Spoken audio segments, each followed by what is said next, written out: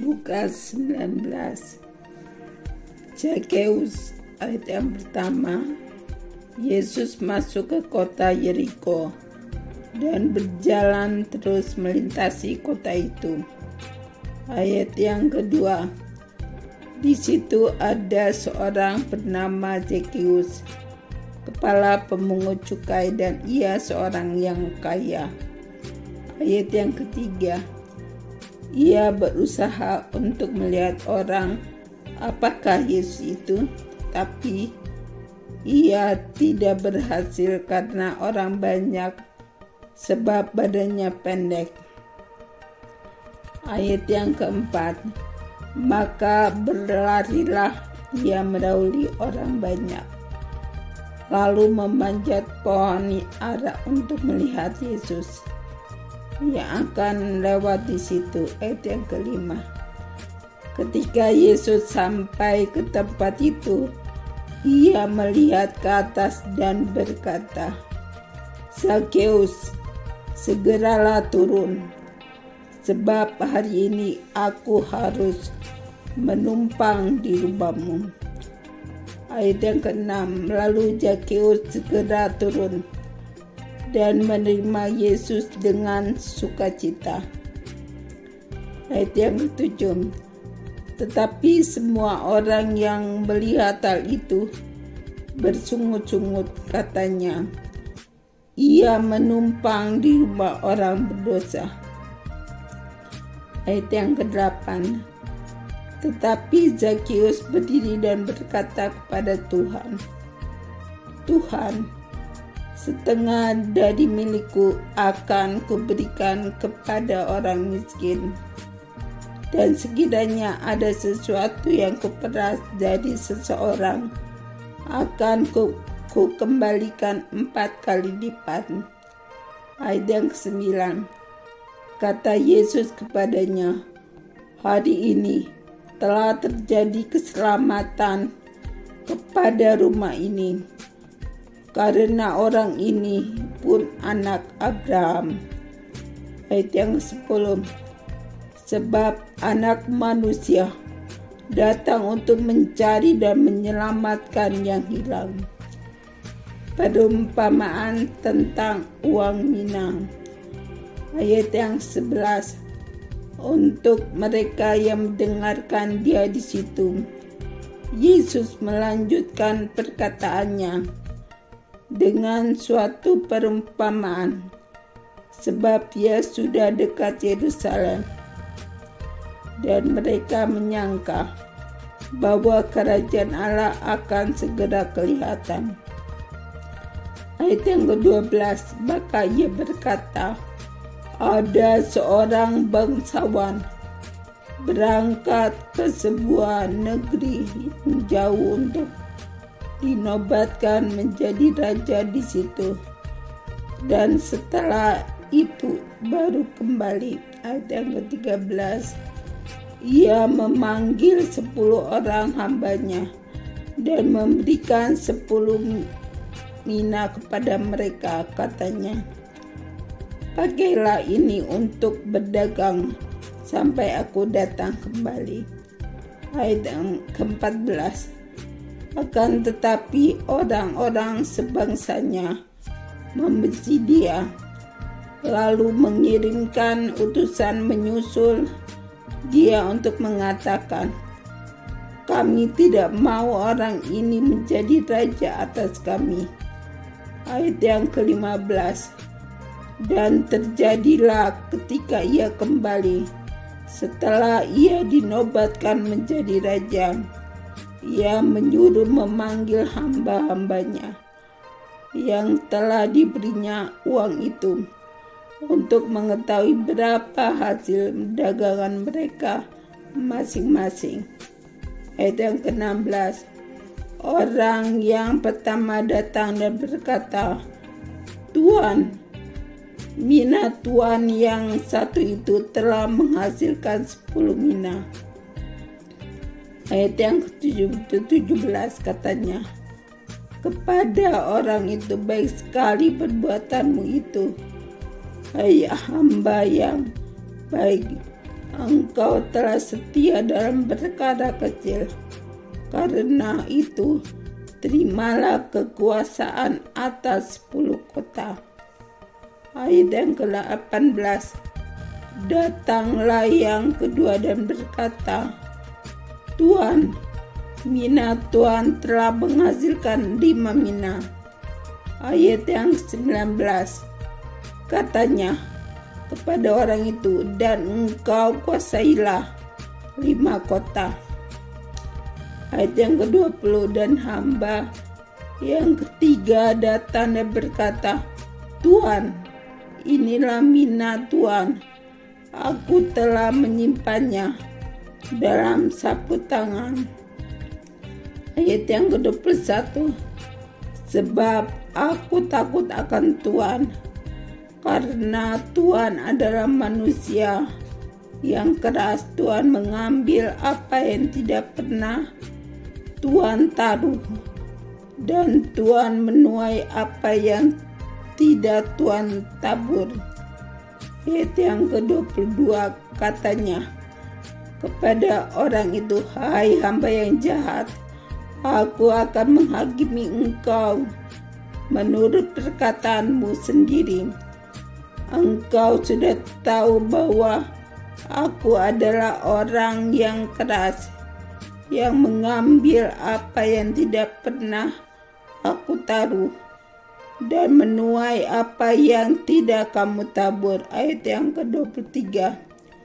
Jika demikian, mengapa uangku itu tidak kau berikan kepada orang yang menjalankan uang? Maka sekembaliku aku dapat mengambilnya serta dengan bunganya. Ayat yang ke-24, lalu katanya kepada orang-orang yang berdiri di situ, ambillah mina yang satu itu daripadanya, dan berikanlah kepada orang yang mempunyai 10 mina itu. Ayat yang ke-25, kata mereka kepadanya, Tuan, ia sudah mempunyai 10 mina. Ayat yang ke-26, jawabnya, aku berkata kepadamu, setiap orang yang mempunyai kepadanya akan diberi, tetapi siapa yang tidak mempunyai, daripadanya akan diambil juga apa yang ada padanya. Ayat yang ke-27, akan tetapi semua seteruku ini yang tidak suka aku menjadi rajanya, bawalah mereka kemari dan bunuhlah mereka di depan mataku. Yesus dieluk-elukan di Yerusalem. Ayat yang ke-28, dan setelah mengatakan semuanya itu, Yesus mendahului mereka dan meneruskan perjalanannya ke Yerusalem. Ayat yang ke-29, ketika ia telah dekat Betfage dan Betania yang terletak di gunung yang bernama Bukit Zaitun, Yesus menyuruh 2 orang muridnya. Ayat yang ke-30, dengan pesan, pergilah ke kampung yang di depanmu itu. Pada waktu kamu masuk di situ, kamu akan mendapati seekor keledai muda tertambat yang belum pernah ditunggangi orang. Lepaskanlah keledai itu dan bawalah kemari. Ayat yang ke-31, dan jika ada orang bertanya kepadamu, mengapa kamu melepaskannya? Jawablah begini, Tuhan memerlukannya. Ayat yang ke-32, lalu pergilah mereka yang disuruh itu, dan mereka mendapati segala sesuatu seperti yang telah dikatakan Yesus. Ayat yang ke-33, ketika mereka melepaskan keledai itu, berkatalah orang yang punya keledai itu, mengapa kamu melepaskan keledai itu? Ayat yang ke-34, kata mereka, Tuhan memerlukannya. Ayat yang ke-35, mereka membawa keledai itu kepada Yesus, lalu mengalasinya dengan pakaian mereka dan menolong Yesus naik ke atasnya. Ayat yang ke-36, dan sementara Yesus mengendarai keledai itu, mereka menghamparkan pakaiannya di jalan. Ayat yang ke-37, ketika ia dekat Yerusalem, di tempat jalan menurun dari Bukit Zaitun, mulailah semua murid yang mengiringi dia bergembira dan memuji Allah dengan suara nyaring oleh karena segala mujizat yang telah mereka lihat. Ayat yang ke-38, kata mereka, diberkatilah dia yang datang sebagai Raja dalam nama Tuhan. Damai sejahtera di sorga dan kemuliaan di tempat yang maha tinggi. Ayat yang ke-39, beberapa orang Farisi yang turut dengan orang banyak itu berkata kepada Yesus, Guru, tegurlah murid-muridmu itu. Ayat yang ke-40, jawabnya, aku berkata kepadamu, jika mereka ini diam, maka batu ini akan berteriak. Ayat yang ke-41, dan ketika Yesus terdekat dan melihat kota itu, ia menangisinya. Ayat yang ke-42, katanya, wahai betapa baiknya jika pada hari ini juga engkau mengerti apa yang perlu untuk damai sejahteramu. Tetapi sekarang hal itu tersembunyi bagi matamu. Ayat yang ke-43, sebab akan datang harinya bahwa musuhmu akan mengelilingi engkau dengan kubumu, lalu mengepung engkau dan menghimpit engkau dari segala jurusan. Ayat yang ke-44, dan mereka akan membinasakan engkau beserta dengan pendudukmu dan pada tembokmu. Mereka tidak akan membiarkan satu batu pun tinggal terletak di atas batu yang lain, karena engkau tidak mengetahui saat bila mana Allah melawat engkau. Yesus menyucikan bait Allah. Ayat yang ke-45, lalu Yesus masuk ke bait Allah dan mulailah ia mengusir semua pedagang di situ.